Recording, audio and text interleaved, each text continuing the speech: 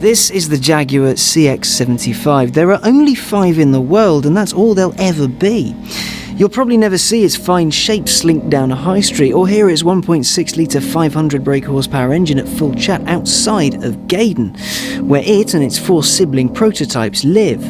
For a brief moment it looked as though it had reached production, but that was never to be. I remember seeing the C-X75 concept on Jaguar's stand at the 2010 Paris Motor Show. It sat there proudly, pretty much bewitching everyone that walked past. It was created to celebrate Jaguar's 75th anniversary, and the concept had 4 electric motors, and they got their electricity from jets. It had jets! However, developing a production car with a jet-electric hybrid system was a little much. So in May 2011, Jaguar announced that it was creating a limited run of 250 £700,000 plug-in hybrid petrol hypercars. Production was due to begin in 2013 and end in 2015. It was set to run a highly boosted petrol-electric hybrid setup and be developed in conjunction with the Williams Formula One team. It should have been a bit of a hit, but due to the ongoing economic crisis, Jaguar top brass didn't think that creating a limited run £1 million hypercar was the best of ideas.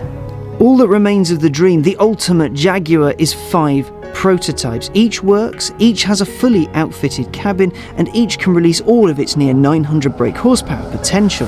The C-X75 prototypes run a 1.6 litre turbo and supercharged engine which puts out just over 500 brake horsepower, and to help those 500 along, there's also 2 electric motors which push out just under 200 brake horsepower each, which means this thing's kicking out just below 900 brake horsepower. 0 to 62 miles an hour takes under 3 seconds, 0 to 100 in less than 6 seconds, and it'll soar past 200 miles an hour. And despite the fact that it's got nearly 900 brake horsepower and 738 pound-foot, and that it can do all of that, the C-X75 emits only 89 grams per kilometre of carbon dioxide. It's a shame that a car that could manage all of that will never really reach production. Before I was allowed behind the wheel, Jaguar's handling don, Mike Cross, showed me how it's done. Mike's a man with more talent in his eyebrow than I have everywhere. Mike pushed the car up to a shade over 200 miles an hour and made it dance around Gaydon's massive circuit.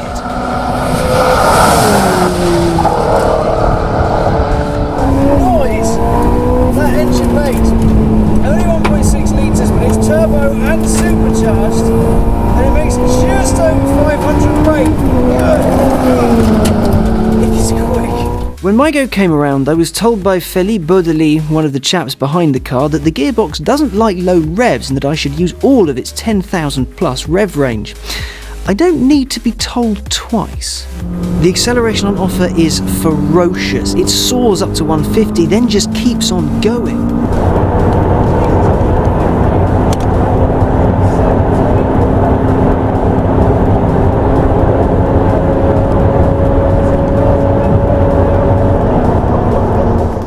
With its electric motors set to beast mode and the 1.6 engine working at full song, the performance felt unlike anything I'd ever driven. The car felt composed and balanced in the bends thanks to its massive width, maybe, but also thanks to some very well sorted springs and dampers.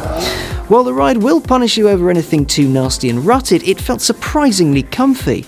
The C-X75's drive may be otherworldly, but its look is refined, restrained almost, especially when you compare it with the likes of the cars falling out of Pagani and McLaren.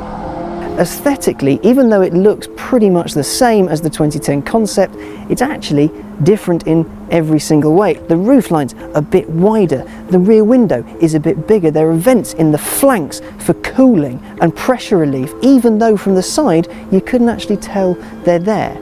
So even though it does look pretty much bang on, the differences are actually quite noticeable when you consider how it looks and all of the cooling, all the little changes that had to be made to make this almost production ready, because prototype number 5, the blue one in there, is pretty much bang on. They could package that up and sell it and it would be fine, but when you consider all of that, then you also get the range of a Chevrolet Volt, 40 miles in all electric mode, the 200 mile an hour plus top speed, and 0 to 62 time of pretty much nothing. and with all the radiators and technology and cooling and engine bits and batteries all in there, and a cabin that's actually comfortable for humans. With the LaFerrari, Porsche 918 and McLaren P1. Jaguar classically should be there too. It has form with the XJ220, the XJR15, the D-Type, the C-Type and the XJ13, the car that inspired the 75's stunning look. See, Jag isn't a stranger to making groundbreaking, heart-stopping cars at all.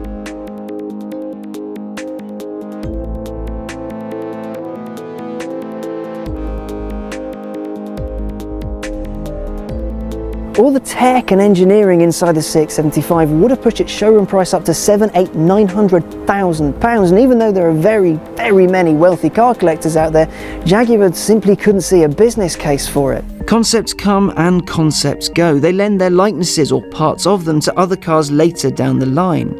Their proposed tech is watered down and popped on far more pedestrian models, but the CX75 seemed different. It had a hope of making it to production, to helping Jaguar take on the really big boys again. So is the CX75 the greatest car that never lived? Well, no, because, well, look, I've driven it, this very one. I'm standing right next to it. I drove it at 189 miles an hour just an hour or so ago. Its problem, for production at least, is it was just a bit too much for its time.